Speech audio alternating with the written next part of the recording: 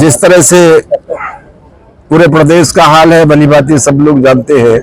Samajwadi party के founder सदस्य और मैं कहूंगा कि पार्टी में बड़ा कद रखने वाले रामजीलाल सुमन जी के एक बयान पर मैं कहूंगा कुछ पूरे प्रदेश में दहशत फैलाने का काम किया जा रहा और उस समाज को खासकर प्रताड़ित किया जा रहा है जो दलित है, जिस संविधान में एक अधिकार था, व्यवस्था थी, जानबूझकर उसे प्रताड़ित किया जा रहा है। और समाज के हर तबके को, पिछड़े जाति हो, अल्पसंख्यक हो, सभी समाज के लोगों के लिए मेरे ख्याल से एक दहशत का काम वर्तमान सरकार कर रही है। हमारा अनुरोध है कि ऐसे संगठनों को जो भी बने, जो सेना का नाम अपने आप को देते हैं, वो किसी भी समाज के लिए नहीं, किसी एक पर्टिकुलर बिरादरी के लोग हैं और समाज में पूरे प्रदेश में आतंक फैलाना चाहते हैं।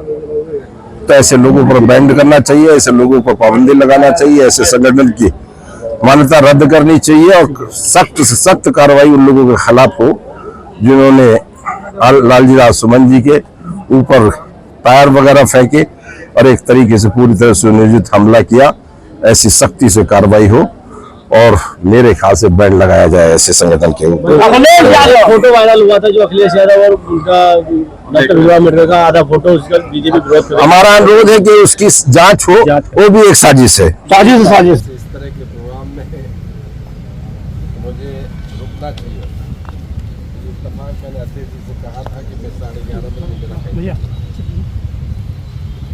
प्रोग्राम जरूरी था। मेरा मन था कि आपके बैठता और बातें करता। आज जिस तरह के हालात देश के प्रदेश के हैं वो किसी से छुपा नहीं। संविधान की धज्जियां उड़ाने के साथ साथ अगर कहीं भी संविधान बनाने और खासकर जिस समाज के लिए संविधान में व्यवस्था एक की गई है उस तरह से दलितों पर अत्याचार भी कहीं ऐसा छुपा नहीं है जहां यादव, मुसलमान और समाज के हर तबके के पिछड़े लोगों पर अत्याचार वर्तमान सरकार में किए जा रहे हैं। दलितों पर भी बड़े पैमाने पर अत्याचार करें, उसका ही जीता जागता उदाहरण है। आम आदमी की बात तो छोड़ दीजिए कि आपके सांसद जो दलित हैं और मेरे ख्याल से तो एक समाजवादी पार्टी के बहुत कद्दावर नेता होने के साथ साथ उन्होंने कहीं पार्लियामेंट में अगर कुछ कहा है तो कहीं जानबूझकर ऐसा नहीं है कहीं पढ़ लिख कर आए होंगे और जानकारी उन्हें पूरी डिटेल में होगी क्या इस देश के हालात क्या हैं और उनका मकसद क्या था, उनका तात्पर्य क्या था उस बात को कहने का कि कौन क्या किस तरह कैसे लाया। तो उन्होंने कहीं गलत नहीं कहा, लेकिन कहीं ना कहीं उसे तोड़ मरोड़ कर लोगों ने दुष्प्रचार फैलाने का काम किया। आज जहाँ तक है कोई दल विरोध कर रहा है वो हर आदमी जानता है वो दल कौन है। कोई सेना बनी है वो हर आदमी जानता है कि वो सेना किसकी है।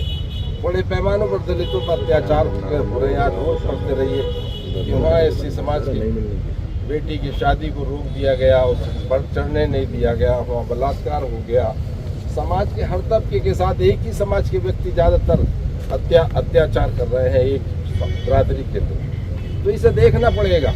आज पीडीए यानी कि महागठबंधन में आज भी पीडीए के लिए और पूरी तरह से कहता हूँ पूरा समाज जुड़ा है और आने वाले वक्तों में कहीं ना कहीं उसका मुंह तोड़ जवाब दिया जाएगा। मैं कहना चाहता हूँ जिस तरह से आज समाजवादी पार्टी के नेता के निर्देश पर आज ये जो आपके द्वारा विज्ञापन की बात है, धरने की बात है, हर हालात में समाजवादी पार्टी जिले की एकजुट है, संगठित होकर नेता के निर्देश का पालन करते हुए, आदरणीय अखिलेश जी के निर्देश का पालन करते हुए उस हद तक विरोध करेगी। और मैं अग्रणी श्रेणी में रहने वाला व्यक्ति हूँ, मैं कभी बीच में नहीं रहा।